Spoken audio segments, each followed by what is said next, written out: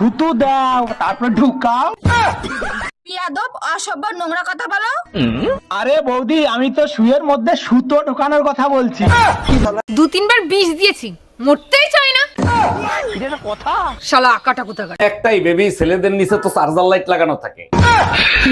চলো চলো তাড়াতাড়ি চলো, তোমার সাথে কোথাও বেরোতে গেলে না কোনোদিন তাড়াতাড়ি যাওয়া যায় না। চলো চলো তাড়াতাড়ি চলো। তুমি মুখটা একটু বেশি চালাচ্ছ না? তুমি আমাকে গাড়ি চালানো শিখিয়েছো? না। তাহলে যেটা চালাতে পারি সেটাই তো চালাবো। না এবার চলো। বৌদি, আপনার স্বামীর নাম কি? স্বামীর নাম মুখে নেব? গরুর পেছন দিক দিয়ে পড়ে, লুঙ্গির তলায় নড়ে চড়ে।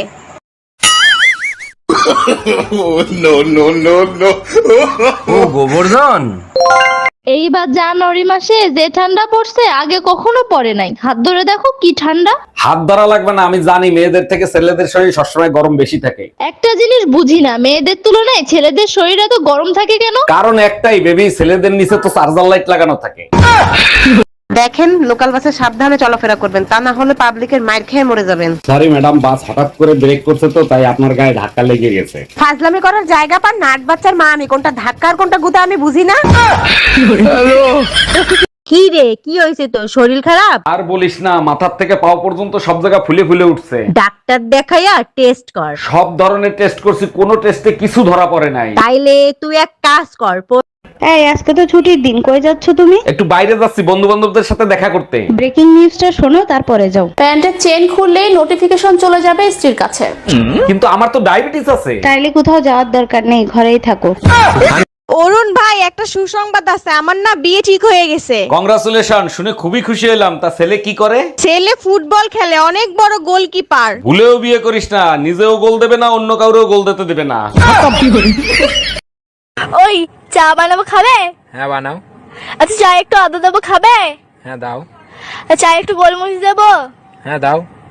তাহলে চা একটু তুলসী পাতা দেবো? শুনেছি নাকি খুব উপকারী। আদা রসুন পেঁয়াজ দিয়ে সব দিয়ে বানিয়ে রাখো, রাতে ভাতের সঙ্গে খাবো। হ্যালো, তোমার বাবা কি পঞ্চায়েতের সদস্য? হ্যাঁ গো, তুমি নেতার মেয়ের সঙ্গে কথা বলছো। তাড়াতাড়ি টিভিটা অন করে দেখ, তোর বাপ চাল চুরি করতে গিয়ে ধরা পড়েছে।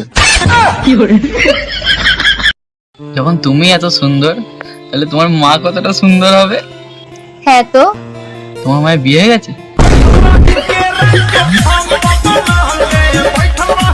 যখন তুমি আচ্ছা, বিয়ে করার সময় বরযাত্রী নেওয়া কি খুব জরুরি? অবশ্যই জরুরি। কেউ আত্মহত্যা করতে গেলে তার জানাজা পড়তে লোক লাগবে না? তার মানে তুমি বিয়ে করতে যাও না, আত্মহত্যা করতে গেছিলা? কেন, তোমার কোনো সন্দেহ আছে? আজ তোর জানাজা আমি পড়বো। আচ্ছা ম্যাডাম, আপনার বর এত কালো, আপনার কোনো লজ্জা লাগে না? ও কালো তাই কি হয়েছে? ও যেমনই হোক না কেন, ওকে তো ভগবানই বানিয়েছে। 2-3 বার বিষ দিয়েছি, মরতেই চাই না। কথা শালা আকাটা কোথাকার। সরি ম্যাডাম, আপনার অপারেশন আবার করতে হবে। সর্বনাশ, আবার কি হলো? আবার কেন অপারেশন করবেন? আগের অপারেশন করার সময় কেসি আপনার পেটের ভিতর রয়ে গেছে, ওটা বের করতে হবে। আমি আর অপারেশন করাবো না, এক কাজ করেন, কেতির দাম বিলের সাথে অ্যাড করে দেন। আচ্ছা একটা কথা বলি, সত্যি সত্যি উত্তর দিবা, একদম মিথ্যা বলবা না। কি বলো এগুলো? আমি কি আজ পর্যন্ত তোমার মিথ্যে কথা বলছি? বলো কি জানতে চাও? আচ্ছা, তোমার সাথে যদি কালো একটা মেয়ের বিয়ে হতো তখন তুমি কি করতা? শোনো, কালো হোক আর সাদা হোক, বিষ তো বিষই, তাই না? আরে বৌদি, তোমাদের এত কষ্ট আর সহ্য হয় না। কেন গো সাগর ঠাকুরপো, আমাদের আবার কি হলো? আরে এই যে প্রথমে হাতে ধরো, তারপরে মুখে নাও, তারপরে থুতু দাও, তারপরে ঢুকাও।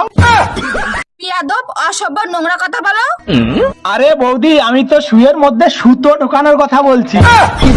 আরে ভাবি, শুনলাম ভাইরে নাকি তালাক দেবেন, কি হয়েছে বলেন তো? আর ভাই বললেন না, আপনার ভাই হচ্ছে নতুন চাউলের মতন, এই নিয়ে সংসার করা যায়? নতুন চাউলের মতো? ঠিক বুঝলাম না, একটু খুলে বলেন তো। না বুঝার কি আছে, নতুন চাউল চড়ানির সাথে সাথেই উতলায় ফিরা যায়।